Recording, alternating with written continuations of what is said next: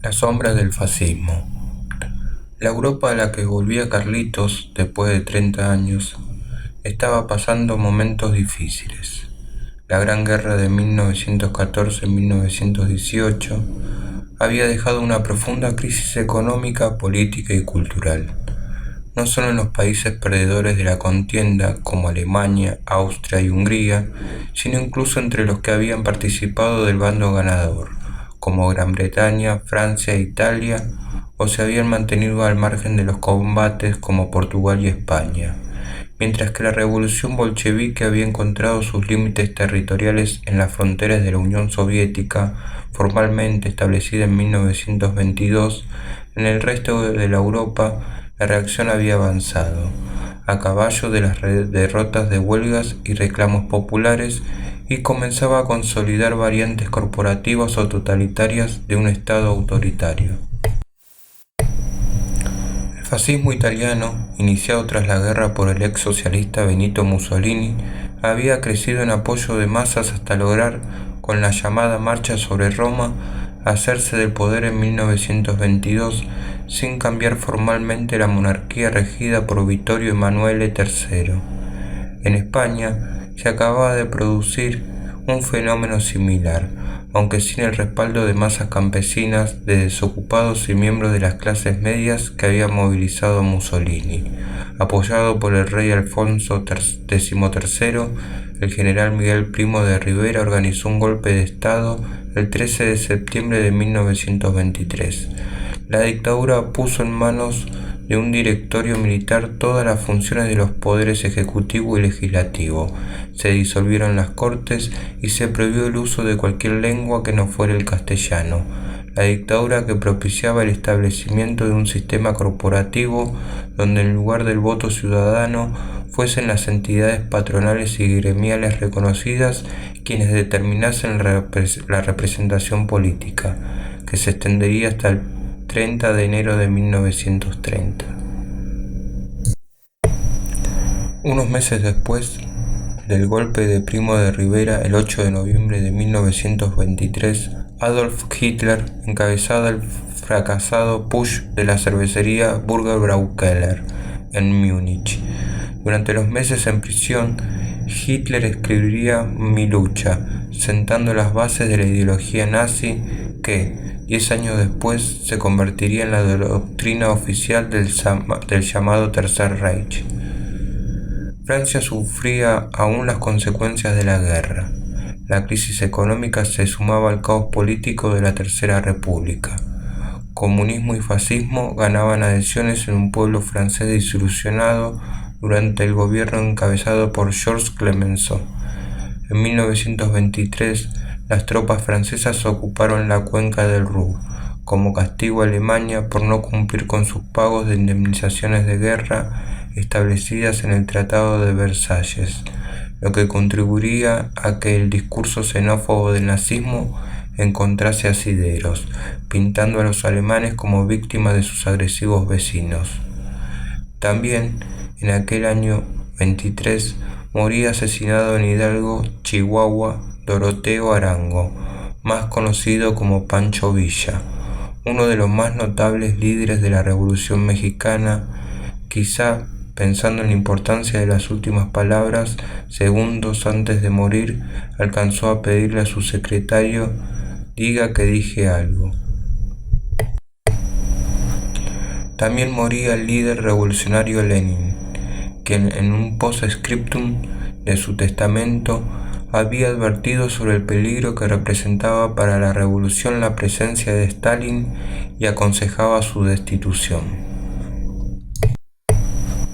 La pelea del siglo. El viernes 14 de septiembre de 1923, en el Polo Ground de Nueva York, por primera vez un boxeador argentino, Luis Ángel Firpo, peleaba por un título mundial, enfrentando al campeón de todos los pesos, el estadounidense Jack Dempsey. Firpo era conocido en el país del norte porque había obtenido resonantes victorias contra Bill Brennan y Jess Willard. Desde el lugar de la pelea, el relato se transmitía hasta la antena de Transradio Internacional en Villa Elisa, de ahí a Radio Sudamérica y, finalmente, a Radio Cultura. Los pocos poseedores de receptores de galena siguieron las alternativas de un match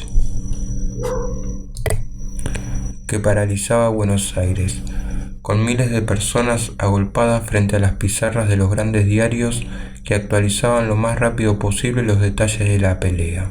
En la primera vuelta Firpo logró noquear a Dempsey y arrojarlo fuera del ring. El árbitro inexplicablemente demoró el conteo dándole tiempo al campeón para recuperarse y terminar la pelea por nocaut en el segundo round. En aquel año 23, otra pelea dividía el partido gobernante en Argentina, la UCR, entre los partidarios del caudillo Hipólito Yrigoyen y los antipersonalistas del entonces presidente Marcelo Torcuato de Alvear, muy cercano a los conservadores. Pero también pasaban otras cosas en aquel agitado año. Llegaba a Buenos Aires la célebre cantante y bailarina Mastinguet. River Plate inauguraba un nuevo estadio en la avenida Alvear, hoy Libertador y Tagle, donde está actualmente el Monumento Artigas, y Boca Juniors salía campeón. Vivir en Madrid. Volviendo a Madrid, la compañía argentina de Rivera de Rosas estaba integrada, además del matrimonio que la encabezaba, por 40 actores técnicos y asistentes. En España presentó varias obras que iban rotando, y al finalizar la representación teatral, el dúo Gardel-Razzano ofrecía su número musical, acompañada por los guitarristas Ricardo y Barbieri. Los músicos debutaron junto a la compañía en el Teatro Apolo de Madrid el 10 de diciembre de 1923. En su debut, la compañía presentó Barranca Abajo, de Florencio Sánchez. Después de la obra, el dúo interpretó su repertorio criollo, alternando con algunos tangos con Carlos como solista, acompañado por Ricardo y Barbieri, para terminar bailando con toda la compañía en Pericón Nacional. El 11 de diciembre, en el cumpleaños 33 de Gardel, como si fuese un vaticinio, la compañía representó el tango en París de Enrique García Veloso, y los días que siguieron presentaron Los Muertos de Florencio Sánchez, El retrato del pibe de José González Castillo, la comedia El distinguido ciudadano de Raúl Casadiego y José Antonio Saldías, La gringa de Florencio Sánchez y La mala reputación de González Castillo. Como se ve, estos dos dramaturgos, el oriental Sánchez, fallecido en 1910, y el rosarino González Castillo, en lo mejor de su carrera, siempre a caballo entre el ideario anarquista y el mundo del tango, eran los preferidos de Rosas y Rivera. En cuanto al repertorio gardeliano, en cada función tenían que repartir folletos explicando el significado de los términos del lunfardo. Entre los espectadores solía encontrarse la infanta Isabel de Borbón, la chata, en algunas ocasiones acompañada por la reina Victoria Eugenia, consorte de Alfonso XIII, y por las jóvenes infantas de la Casa Real, Beatriz y María Cristina. Se cuenta que al terminar la función la infanta invitaba a los cantores a su palco porque a las princesas les fascinaba ver los trajes del dúo. Para la ocasión se tuvieron que vestir de gauchos, como le sucedería a Francisco Canaro en París en 1925, obligado por leyes que, como vimos al principio de este capítulo, protegían a los músicos locales. En el caso de España, esa ley establecía que las orquestas extranjeras solo podrían actuar como orquesta de atracción, vestidos de gauchos, con recitado y uso del serrucho, con sus curiosas vibraciones como instrumento exótico. Evidentemente, el toque exótico para representar a las pampas argentinas era muy importante para poder presentarse frente al público europeo. El triunfo de dos cantores rioplatenses. Las críticas de los diarios madrileños fueron muy favorables al dúo. Según los recortes que guardaba Razzano, el Liberal, del 16 de diciembre de 1923, comentaba: Gardel-Razzano no defraudaron la expectación que se había despertado al anuncio de su actuación. Son dos, ¿cómo los llamaríamos? Cantaores de aires populares que dicen bien las letrillas de su pintoresco repertorio y que tocan la guitarra con verdadero arte. El teatro estuvo lleno y puede asegurarse que lo estará todos los días mientras actúen estos artistas. El ABC, casi desdiciéndose de sus comentarios de 9 años antes, señalaba que como fin de fiesta, los notables cantores Gardel Razzano dijeron con singular gusto varias canciones criollas, acompañados por los guitarristas Ricardo y Barbieri, siendo muy celebrados. También la revista Blanco y Negro destacaba la actuación de los notables cantores Gardel Razzano, quienes acompañados por los guitarristas Ricardo y Barbieri entonan canciones criollas con innegable delicadeza, completando el triunfo de los artistas porteños. La cantante y luego actriz Imperio Argentina, que según sus biógrafos sería amada por José Antonio Primo de Rivera y que era entonces una adolescente, recordaba esos fines de fiesta animados por la voz de Gardel. Al terminar la función los esperábamos con mi padre para saludarlo. Nos recibió con gran afecto, recordando viejos tiempos de Buenos Aires. Él llevaba esa noche una fina corbata y prendido un alfiler como se usaba, con una perla. Yo, observadora, siempre en el vestir del hombre, me encantó ese fino detalle y comenté: «¡Qué bonita perla lleva usted!». Me miró y con una mueca se sonrió. Es que yo hablaba con acento andaluz, que la R la aspiraba tanto que sonaba G, pero él entendió. Luego de 40 representaciones, la compañía teatral argentina de Enrique de Rosas y el dúo Gardel Razzano se despidieron del Teatro Apolo con la obra Asidalia, de Darío Nicodemi. El 8 de enero de 1924 debutaron en el Teatro Price con la obra Madre Tierra, de Alejandro Berruti.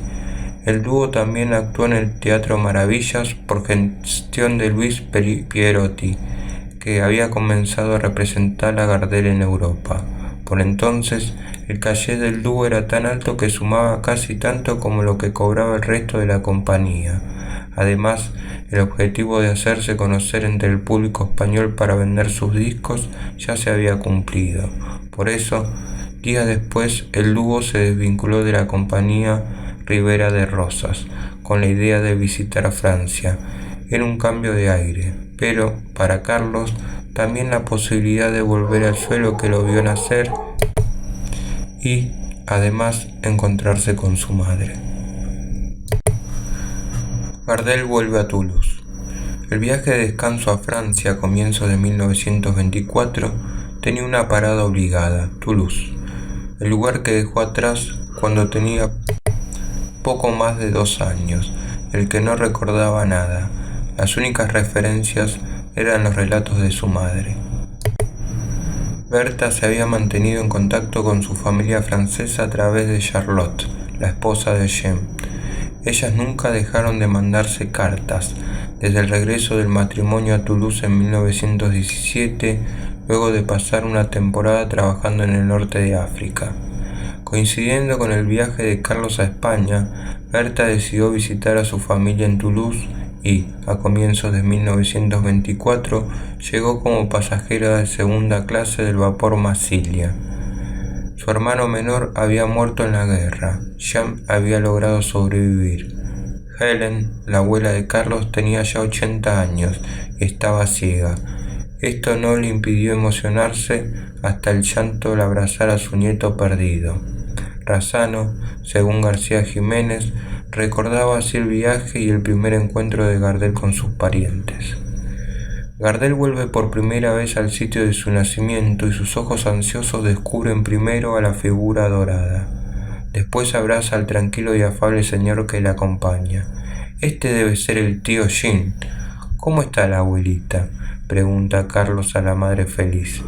Esperándote, impaciente para tocar tu cara con sus manos, para oír tu voz. Busqué en Toulouse la casa de Jean, que quedaba en el número 16 de la Allée Barcelona, pero ya no existe la construcción de aquella época. Era un lugar muy importante para su historia porque allí Carlitos conoció a algunos de sus primos, Puchibet y Barrat. Todos querían ver al primo cantor que llegaba de las tierras lejanas. A partir de ese A partir de ese encuentro, Berta viajaría a menudo a Toulouse y se quedaría más de 3 meses para acompañar a su madre Helen y a su hermano Jim. De Toulouse a París. Carlitos pudo recorrer a gusto su bella ciudad natal y degustar sus célebres sushi, el cassoulet y l'estouffade toulousain. Tras este descanso emotivo y reparador, tomó junto a Razzano el Express du Midi, servicio ferroviario que los llevó a París. Iban a la capital francesa en plan turístico y, podría decirse, en tren de farra. Una vez llegados, se dedicaron a hacer excursiones y a gastarse todo lo que habían ganado en España.